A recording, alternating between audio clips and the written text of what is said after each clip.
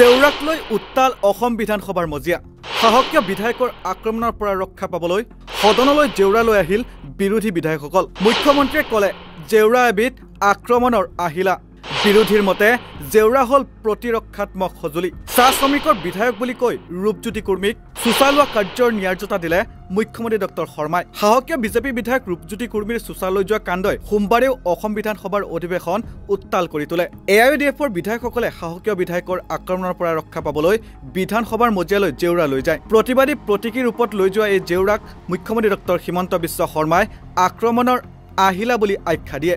মুখ্যমন্ত্ৰীয়ে এই আখ্যা দিয়াৰ লগে লগে বিৰোধী বিধায়কসকলে মুখ্যমন্ত্ৰীক বিৰোধিতা কৰি জেউৰা আক্ৰমণৰ নহয় প্ৰতিৰক্ষাৰ সঁজুলি বুলি দাবী কৰে। বিৰোধী বিধায়কসকলে এইদৰে মুখ্যমন্ত্ৰীক উভতি ধৰাত স্বভাৱজাত চাতুৰ্যতাৰে জেউৰাক আক্ৰমণৰ অস্ত্ৰ বুলি প্ৰতিষ্ঠা কৰিবলৈ বাৰে বাৰে চেষ্টা কৰিও বিফল হয় মুখ্যমন্ত্ৰী শৰ্মা। অসমৰ লোকজীৱনৰ প্ৰতিৰক্ষাৰ প্ৰতীক জেউৰাক আক্ৰমণৰ অস্ত্ৰ বুলি প্ৰতিষ্ঠা কৰিবলৈ চেষ্টা কৰা মুখ্যমন্ত্ৰী শৰ্মাক বিৰোধীয়ে বিৰোধ কৰে। আক্ৰমণৰ অস্ত্ৰৰূপে প্ৰতিষ্ঠা কৰিবলৈ ব্যৰ্থ হোৱাৰ পাছতেই মুখ্যমন্ত্ৰীয়ে এক নতুন কৌশলেৰ চেষ্টা কৰে। এইবাৰ মুখ্যমন্ত্ৰীয়ে কয় যে জেউৰা খুলি দিলে বাহবোৰ আক্ৰমণৰ একোপাত সঁজুলি হৈ পৰে আৰু বিৰোধীয়ে এই সঁজুলি আনি ৭৫ বছৰীয়া গণতন্ত্ৰৰ পবিত্ৰ সদনক অৱমাননা কৰিছে। এইবাৰো বিৰোধীয়ে মুখ্যমন্ত্ৰীৰ বক্তব্যক তীব্ৰ বিৰোধিতা কৰাত সদন উত্তপ্ত হৈ পৰে।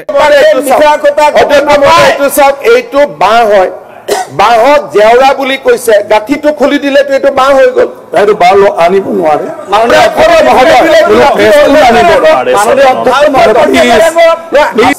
কালি কোনোবাই জাঠি আনিব, কালি কোনোবাই লাঠি আনিব। অসমত এই ধৰণৰ অসম বিধানসভাত আগত কেতিয়াও নজিৰ নাছিলে।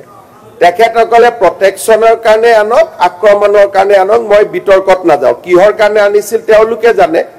কিন্তু যে হাউচত এই যে বাঁহ লৈ জেউৰা লৈ সোমোৱা এই মেছেজ, তেতিয়া আপোনাৰ শব্দটোৱে আপুনি কথাবোৰ বঢ়াই ক'লে কেনে হৈ আছে। আপনাৰ বিধায়কে মাৰিব আহে আজি প্ৰশাসনৰ কাৰণে জেউৰা লৈছে, লাঠি জোৰ লগাই দিয়ে। অধ্যক্ষ ড্ৰাইভাৰ কি অধ্যক্ষ মহোদয় কথা অধ্যক্ষ তাৰমানে আপোনালোকে পাৰি হাউচৰ মৰ্যাদা ৰাখক। ইমান মিছা কথা হাউচত ক'ব নালাগে। আপুনি দাজু নাম পাৰ্লামেণ্টে চাল লাঠি লৈ অহা উদ্যোগ কৰিব লাগে, লৈ অহা নাই কোনো লাঠি লৈ অহা নাই। এইবোৰ আপোনালোকে যে মেজৰিটি হ'লে কি কৰিব?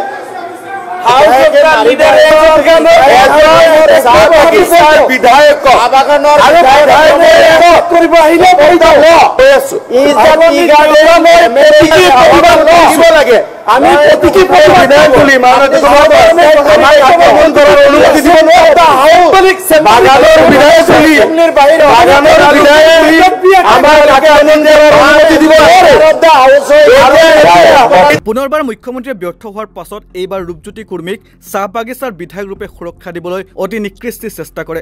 মুখ্যমন্ত্ৰীয়ে কয় যে এজন চাহ বাগিচাৰ লোক বিধায়ক হোৱাৰ বাবে বিৰোধী বিধায়কসকলে তেওঁক এইদৰে আক্ৰমণ কৰিবলৈ উদ্গ্ৰীৱ হৈ উঠিছে। এজন চাহ জনগোষ্ঠীৰ বিধায়কক দমন কৰিবলৈ বিৰোধীয়ে জেউৰা লৈ আহিছে। জেউৰাক জেউৰা বুলি গণ্য নকৰি মুখ্যমন্ত্ৰীয়ে ইয়াক আক্ৰমণৰ আহিলা বুলি দাবী কৰি থাকিল আৰু মুখ্যমন্ত্ৰীৰ সেই মন্তব্য অধ্যক্ষ বিশ্বজিৎ দৈমাৰীয়ে সমৰ্থন কৰা দেখা গ'ল। মুঠৰ ওপৰত অসমৰ লোকজীৱনত সুৰক্ষাৰ প্ৰতীক ৰূপে বিবেচিত জেউৰাই আজি অসম বিধানসভাক উত্তাল কৰি ৰাখে আৰু মুখ্যমন্ত্ৰী ডক্টৰ হিমন্ত বিশ্ব শৰ্মাই বিৰোধী বিধায়কক আক্ৰমণ কৰিবলৈ চুচা লৈ যোৱা বিজেপি বিধায়ক ৰূপজ্যোতি কুৰ্মীক চাহ জনগোষ্ঠীৰ লোক বুলি কৈ তেওঁৰ কাণ্ডক ন্যায্যতাও দিলে। News desk report, north east নাও।